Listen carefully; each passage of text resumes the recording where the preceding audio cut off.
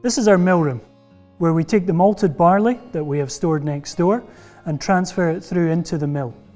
Here, our 4-roll Porteous mill will break down the malted barley into grist. The maltster has gone to the effort to change the internal structure of the seed. So here in the mill room, we want to grind it down so we can get access to the starches that are now contained on the inside. After about 4 hours of milling, we will end up with just over 10 tons of grist that we can take onwards for the mashing process at the next stage.